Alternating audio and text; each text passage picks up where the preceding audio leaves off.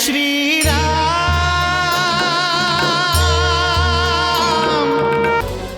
क्या ऐसा कैसे हो सकता है? वीर लक्ष्मण पराजित कैसे हो सकते हैं? मैं सत्य कह रहा हूं महाराज। उन दोनों बालकों ने घनघोर युद्ध किया और राजकुमार लक्ष्मण को मूर्छित कर दिया। वो दोनों चाहते क्या है? महाराज, वे आपसे ही युद्ध करना चाहते हैं।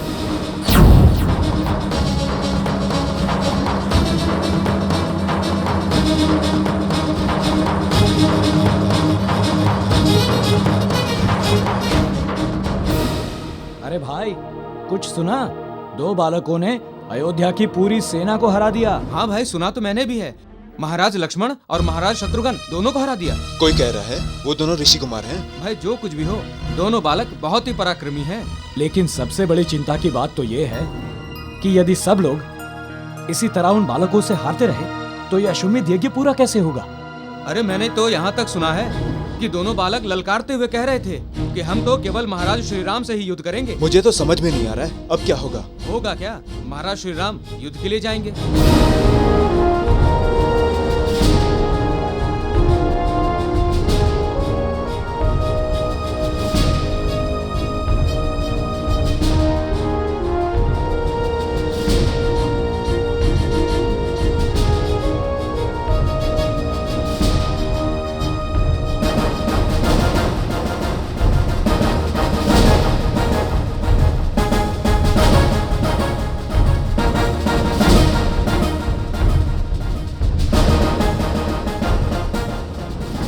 भैया, आप युद्ध पर जा रहे हैं? अब मैं स्वयं उन बालकों को दंड दूंगा। भैया, मेरे रहते आपको वहां जाने की क्या आवश्यकता है? आप हमें आज्ञा दीजिए, हम उन बालकों को दंड देंगे। भरत, उन बालकों ने लक्ष्मण को पराजित किया।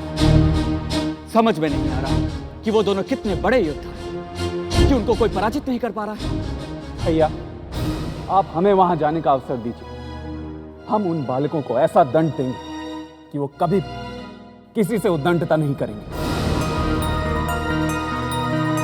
रघुनंदन, आप मुझे आज्ञा दीजिए। मैं उन दोनों उद्दंड बालकों को पकड़कर आपके सन्मुख लाकर खड़ा कर दूंगा।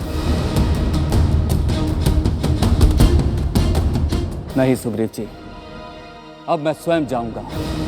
वो दोनों बालक कोई साधारण बालक नहीं, क्योंकि अनुज लक्ष्मण और शत्रुघ्न को पराजित करना कोई सामान्य बात नहीं है। अब तक तो मैं उन्हें बालक समझकर क्षमा करता रहा, परंतु अब मैं अश्वमेध यज्ञ में विघ्न डालने के लिए उन्हें दंड अवश्य दूंगा। राम, आपका यज्ञ को बीच में छोड़कर चले जाना शास्त्र सम्मत नहीं होगा। यज्ञ के अंतिम पारायण के बाद ही आप जा सकते हैं। यदि आप यज्ञ को बीच में छोड़कर चले गए तो यज्ञ खंडित हो जाएगा।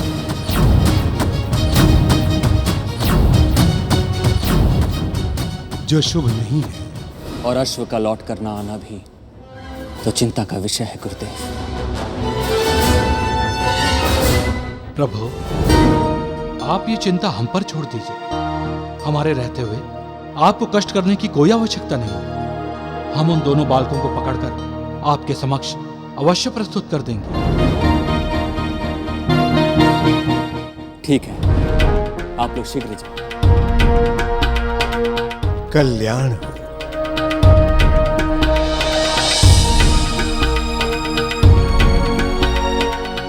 राम,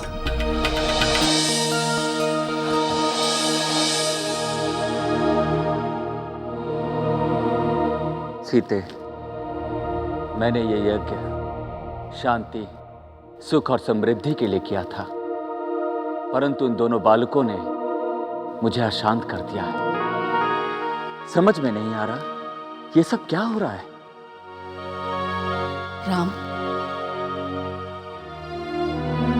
माँ, आप यहाँ? ये दोनों बालक कौन है राम, जो तुम्हारी सेना के सामने अजय बनकर खड़े हो गए? ये तो मुझे भी समझ में नहीं आ रहा है माँ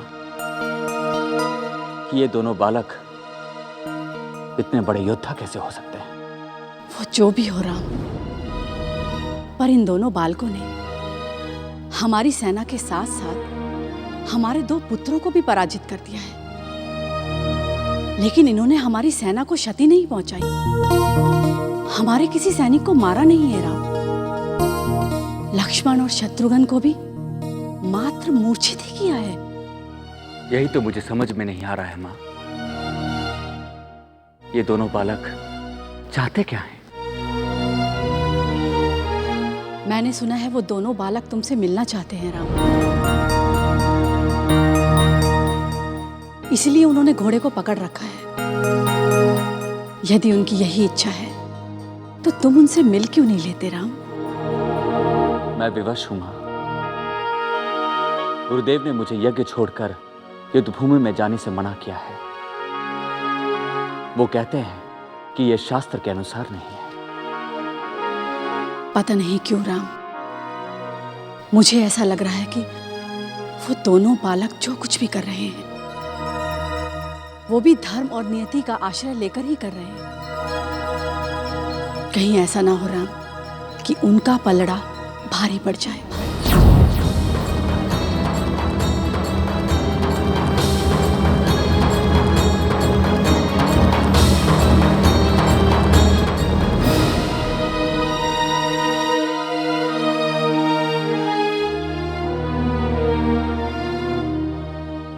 अब तुम ही बताओ सीते, मैं क्या करूं?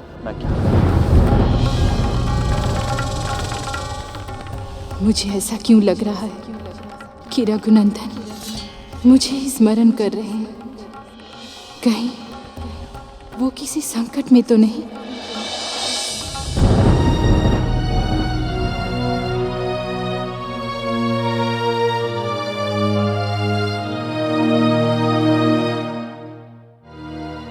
क्या बात है बेटी, बहुत चिंतित लग रही हो। पता नहीं माता, मन कुछ विचलित सा हो रहा है। अनुष्ठान में बिल्कुल भी मन नहीं लग रहा। मन को केंद्रित करो बेटी, क्योंकि हर अनुष्ठान में मन विचलित तो होता ही है। आज लवकुश का भी कोई पता नहीं चल रहा है। आज अनुष्ठान का अंतिम दिन है और आज ही उन्हें शास्त्र दल कमल लेकर आना था। तो इसमें चिंता की क्या बात है? अभी आते होंगे वो लोग। वो दोनों अपने कर्तव्य को कभी नहीं भूलते। उन्हें स्मरण होगा कि उनकी माँ को आज सहस्त्र दल कमल की आवश्यकता है।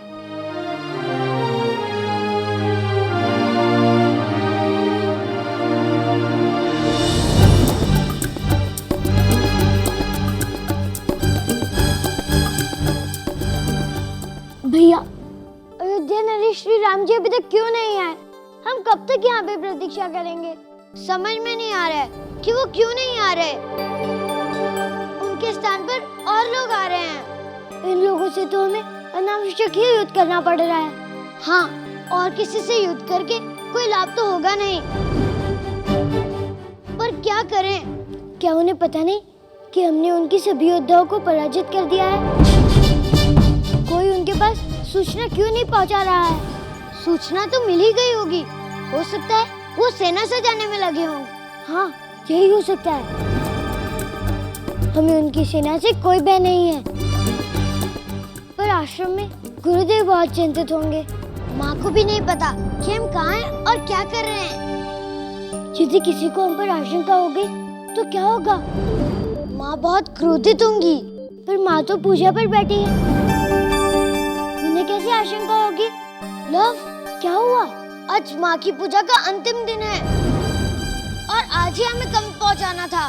स्मरण है भैया, माँ ने कहा था कि पूजा के समाप्त होते ही हमें पिताजी के दर्शन होंगे। हाँ भैया, हम तो इस युद्ध में सब भूल ही गए।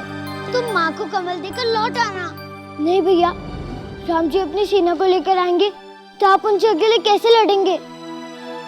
मैं आपको छोड़ के नहीं जा सकता। ठीक है, मैं ही चला जाता हूँ।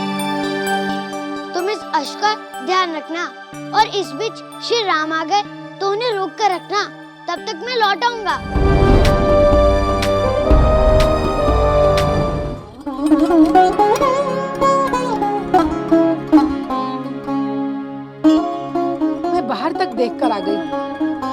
शास्त्र दल कमल लेकर अभी तक नहीं आए। लगता है उन्हें शास्त्र दल कमल नहीं मिला।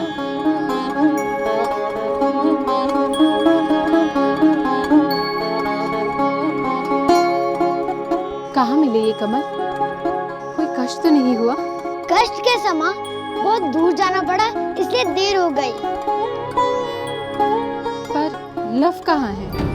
वो कहीं दिखाई नहीं दे रहा है। वो माँ खेलने लगा। खेलने लगा? ये खेलने का कौन सा समय? वो क्या है कि उसे खेलने का सामान मिल गया। वो आ जाएगा। बेटी तुम पूजा तो आरंभ करो।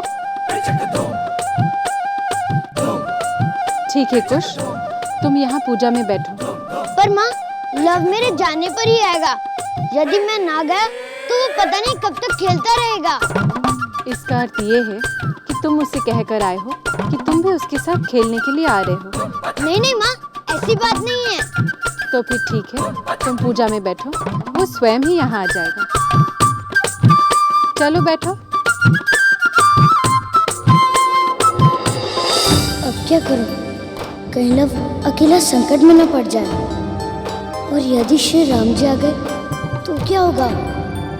मैं तो उनसे मिल भी नहीं पाऊंगा।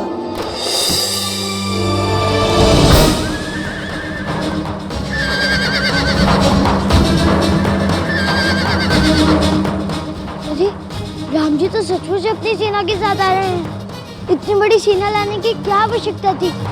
अभी तो खुश भैया भी नहीं है। क्या आप मुझे अकेले ही युद्ध करना होगा?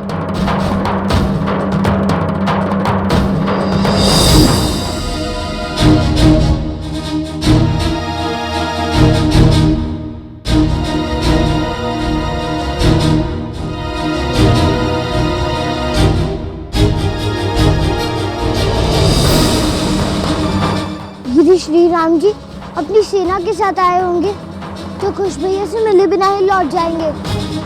क्या करूं? कैसे बुलाऊं खुश भैया को? मुझे कुछ समझ में नहीं आ रहा है।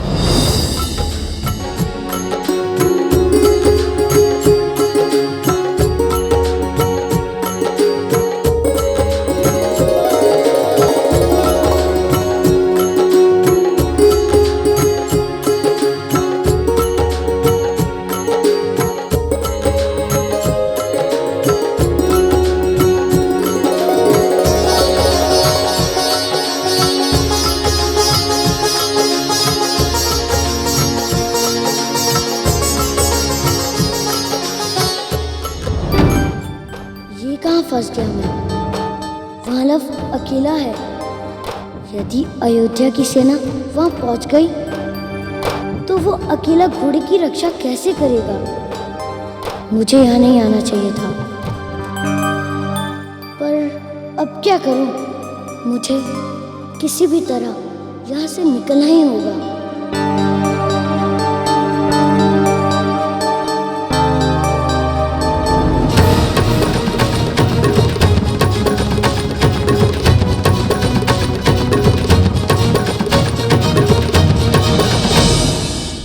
यहाँ तो कोई भी नहीं है। कहाँ है वो दो बालक? हमारे सैनिक तो कह रहे थे कि वो दोनों बालक अश्व को छोड़ने के लिए बिल्कुल तैयार नहीं है। परंतु वो दोनों अश्व को छोड़कर कहाँ जा सकते हैं? इस बात का कारण तो मुझे भी समझ में नहीं आता हनुमान। कारण चाहे जो भी हो महाराज सुग्रीव, यदि अश्व की रक्षा में कोई नहीं तो इसका अर्थ यही है कि उन दो बालकों ने अपनी पराजय स्वीकार कर ली। जाओ, जाकर अश्व ले आओ।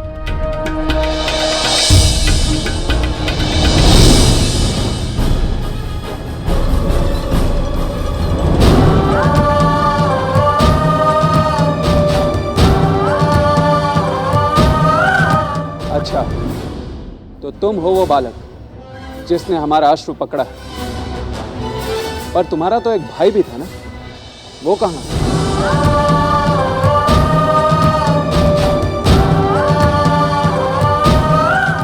मैं भी यही हूँ।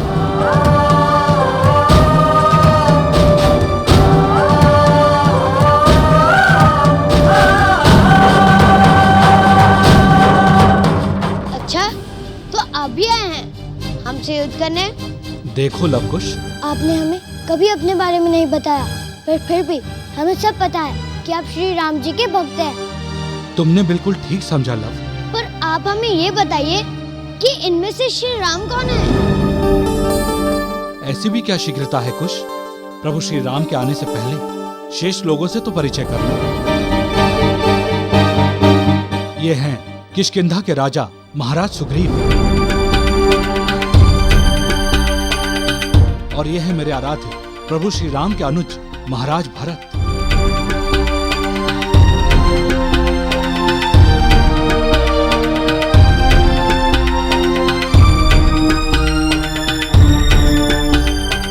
हमने पहले ही कहा था कि जब तक श्री राम जी हमसे मिलने यहाँ स्वयं नहीं आ जाते, हम ये अश्व नहीं लौटाएंगे। मैं श्री राम भैया की तरफ से ही आया हूँ। आप अपनी बात मुझसे कहिए, मैं आपकी बात उन तक अवश्य पहुंचा दूंगा। हम किसी से कुछ नहीं कहना चाहते, हम जो कुछ कहेंगे केवल श्री राम जी से ही कहेंगे। और यदि आप उन्हें हमारे सामने नहीं ला सकते तो हमारे तीरों का सामना करने के लिए तैयार हो जाइए। अपनी शक्ति पर इतना गर्व अच्छा नहीं बच्चों। शांति से ये अश्व हमें लौटा दो। अब ये अश्व श्री राम ही हमसे ले जा पाएंगे, और जो कोई भी उसे छूने का प्रयास करेगा उसके साथ भी वही होगा जो महाराज शत्रुघ्न और लक्ष्मण के साथ हुआ था। धृष्ट बालकों, मैं अभी बताता हूं कि अश्व कैसे लिया जाता है। कैकेयी नंदन, आप मुझे आज्ञा दीजिए। मैं इन उदंड बालकों को ऐसा पाठ पढ़ाकर आता हूं कि ये भविष्य में कभी ऐसा दुस्साहस नहीं करेंगे।